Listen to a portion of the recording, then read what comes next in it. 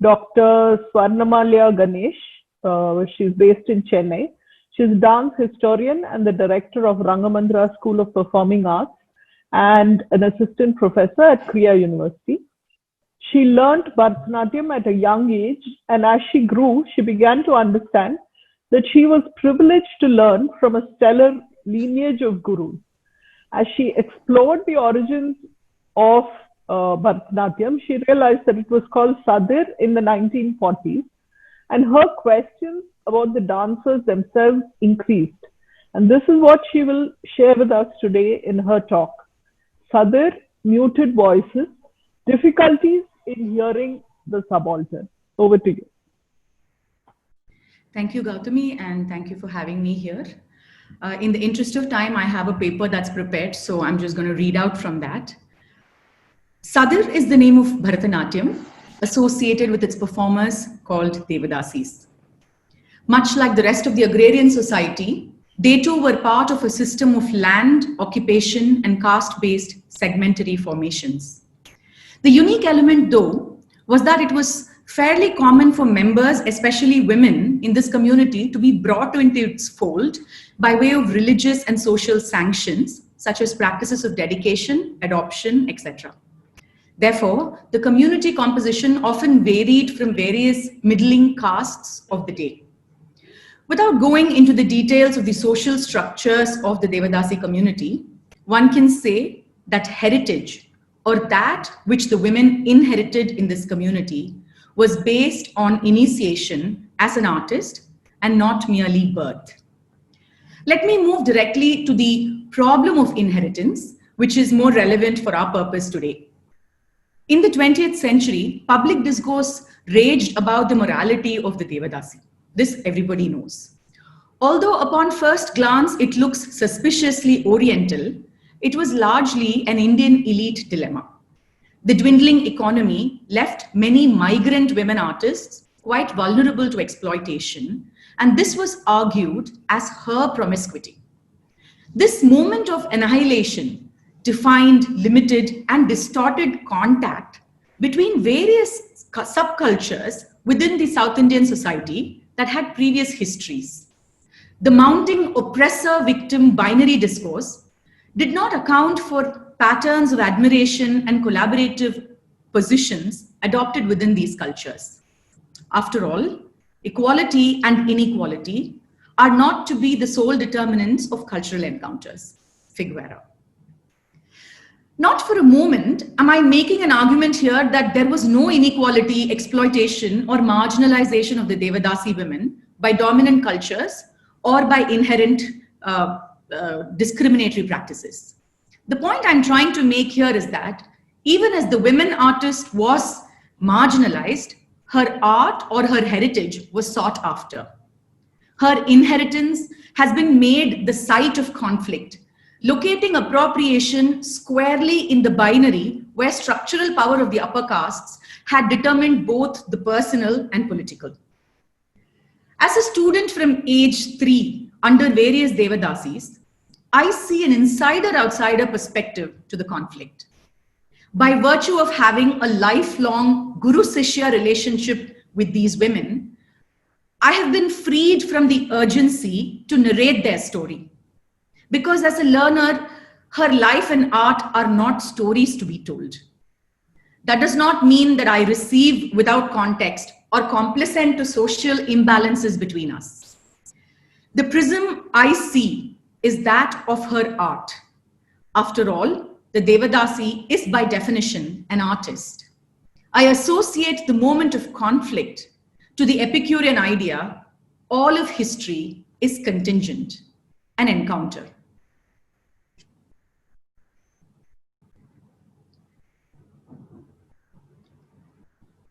I'm just going to share my screen here to show you a 1941 short film clip in Tamil.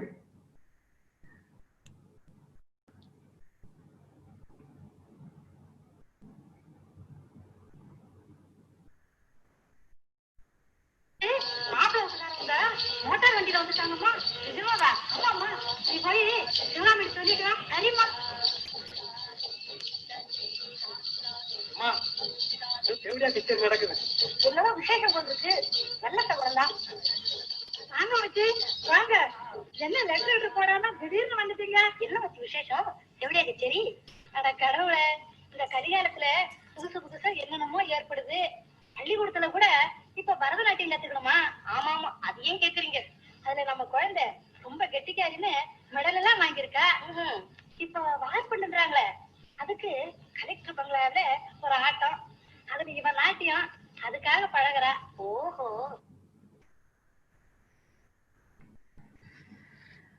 At the forefront of this search for her heritage were, of course, the Brahmins. Here, one must be informed of the Brahmin community's historical connections with the arts as poets, composers, and patrons for over 4 centuries in South India.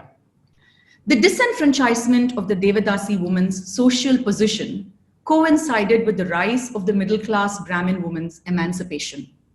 The need to protect the Devadasis held under constitutional consciousness collided with the dismantling of traditional patronage systems like the temples.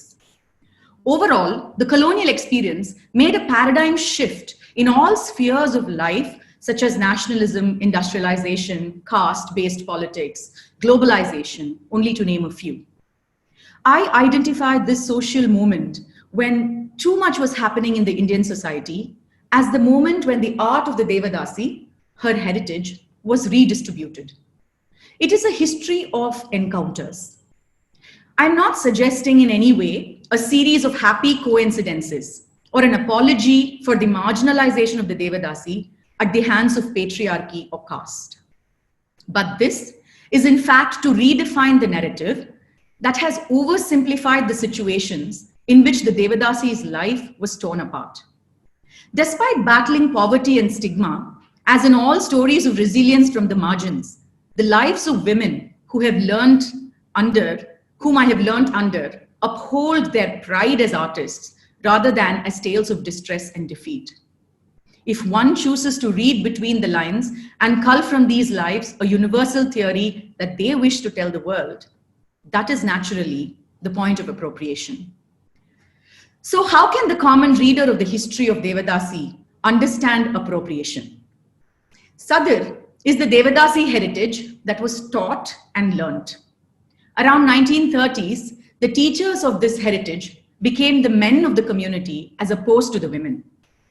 These men decided to participate in transferring this heritage to non-hereditary women. Did this obliterate the voices of their own women? Yes. But even in this moment of appropriation, one must see a bid for survival.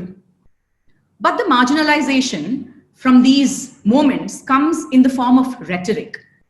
I'm just going to share here. One second. A letter that was written to me by the Isavelalar Sangam in Tirunelveli. It's in Tamil, just sharing the text here, where the Kanaku of that particular, the manager of that particular Sangam, waxes eloquent about the once great, now fallen history of the Devadasi. Whether learning from male gurus or, as in my case, learning directly from the women gurus, one thing is of prime importance. The moment of transfer of heritage is one built on trust. Unlike in any ethnographic research, where rapport is trust-building mechanism that primarily serves the interest of the researcher, the Guru-Sishya mode gives far more agency to the person who is the transferer, the guru. Due to this reversed power structure, the learning becomes a serious, long-term engagement that allows the student to sensitively understand the complexities of the Devadasi's existence at the crossroads of historic and continued encounters. The current imaginations of the Devadasi problem totalizes her as a homogenized entity whose experience of marginalization is assumed as something evil. These are constructions far from reality, built often on the interpreting agents' knowledge gathering from their own colonial experience, vis-a-vis caste, secularism, etc. Let me illustrate this with an example. Dance scholars identify 1947 as a seminal moment when the Devadasi Dedication Act was passed, criminalizing the practice. But my guru, Muthukannamal Amma, does not recognize 1947 as that moment when her social status and livelihood were irrevocably altered. She, in fact, was dancing up until 1970s, both in the temple of Viralimalai and the Samasthanams of Pudukkottai. What happened in 1971, the Privy Purse abolition, directly affected her economic inheritance and patronage from the Samasthanam. Hence, she sees Indira Gandhi's role in the moment of disintegration as more significant than that of Muthulakshmi Reddy's, who brought about the Devadasi Abolition Act. I'm going to share a video where my guru articulates this.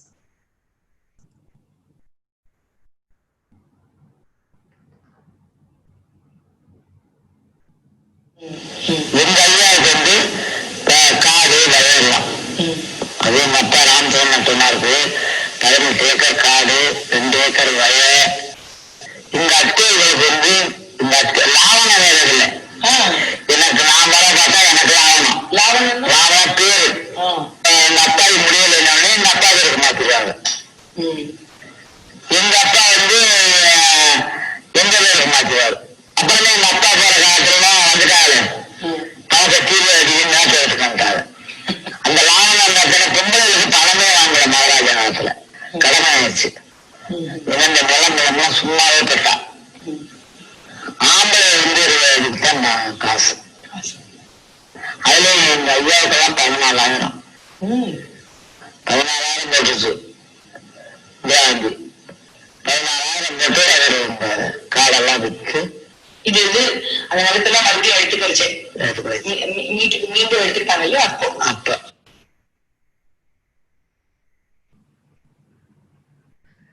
Now let's move to the next part of the problem of appropriation. The question of who is listening to her voice, how, where, when, and how is it transmitted. If one wants to understand the Devadasi's position, we must consider her artistic practice as the prime material through which she establishes her agentic thrust, social expressions, and uses it as a co-constructive mechanism. Let me again use the example of the Guru-Sishya paradigm. Even when the men were teaching the non-hereditary women, they stuck to traditional methods of transfer that involved oral learnings, memorizing, native language use, and native social contextualizations. For example, my guru and I spoke exclusively only in Tamil. Sarasamma started to teach me dances whose literary content was very erotic as early as age 12, 13. I was made to sing and dance these compositions, but the meanings of these songs were never explicitly discussed. It was only through music, gestures, and mime articulations that I was taught. Today, huge debates rage on about the appropriateness of teaching young children such pieces, seeking censorship, which actually cuts through the method of inheritance, thereby re-stigmatizing the Devadasi as promiscuous. However, the reality is it takes many years of diligent practice of these intricate compositions, by which time the learner will have no cultural shock, instead absolute awe for the art of subtlety in the Devadasi's portrayal. Even the Oriental gaze was very, very cleverly subsumed by the Sadar artists. My snake charmers dance, peacock dances, English language songs, company compositions, the violin and clarinet as part of concerts. So the subaltern really was comfortably domesticating the Western gaze and conversing with it on its own terms. These interactions of the art with the life of the artist cannot be observed in an ethnographic exercise. Therefore, a non-dancer who is a researcher who speaks for the Devadasi is twice removed from her. Once by the lack of the material or the natural language of dance, and once again by adopting the lens of the Western language. The third difficulty in hearing the subaltern today is that she is always framed in the English language as the subject that is unfinished in its democratizing. This illusionary subjectivity homogenizes her and isolates her as a project that needs our assistance. In a recent book titled Unfinished Gestures, the author speaks for the Devadasi using the subaltern conceptual framework. What we see are ideologies that advocate the Devadasi's position against hegemonic structural powers.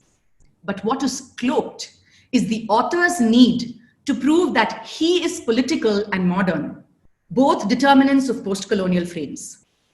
In his claim to neutralize power, Devesh Soneji recolonizes the Devadasi and traps her in his ideological conceptions, which she may not have subscribed to. A non-performer, he established an ethnographer-informant relationship with my Guru R. Muthukannammalamma a decade ago. These interactions spanned over 4 brief summers during his field trips to India from the US, accompanied by his dancer friend. They approached Muthukannammalamma to learn some Sadir pieces. The author himself was only an observer during these sessions.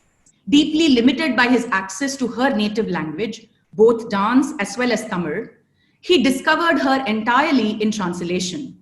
While she has no recollection of him or his direct interactions with her, he embarked to view her through the social ideological lenses he has acquired.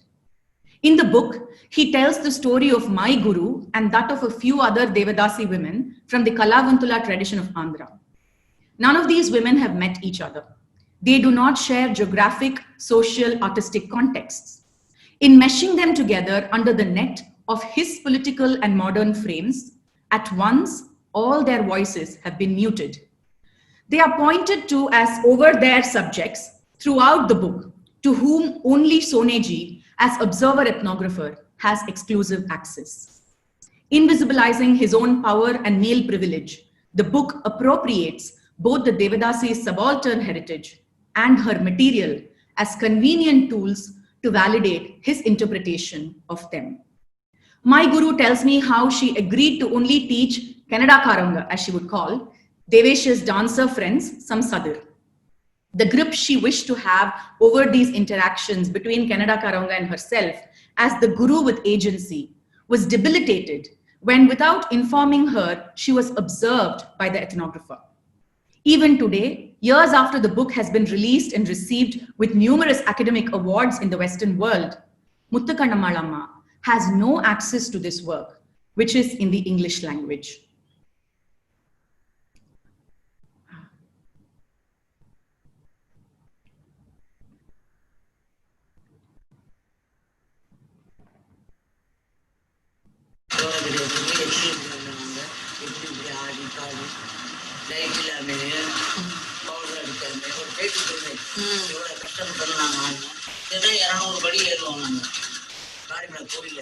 கோயிலை பத்தி கூட நாங்க கேட்கலாங்க. சதுரை பத்தி கேட்டாலே தஞ்சாவூர்ல கத்துக்கிட்டேன்னா நீங்க நம்ம சொல்லி கொடுத்த தெரிஞ்சு கோயிலை பத்தி நம்ம வரலாறு பத்தி ஒரு கேட்டுக்கிறது.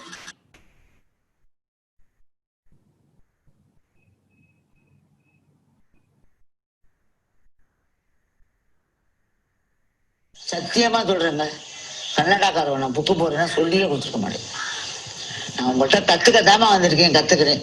நான் எங்கே போனாலும் நான் ஆடுறேன் சதுரன்னு சொல்லி சொன்னாங்க. அதனால நான் கொத்து கொடுத்தேன். இப்போ அவங்க என்ன பண்றாங்க அப்படின்னு எனக்கு தெரியாது.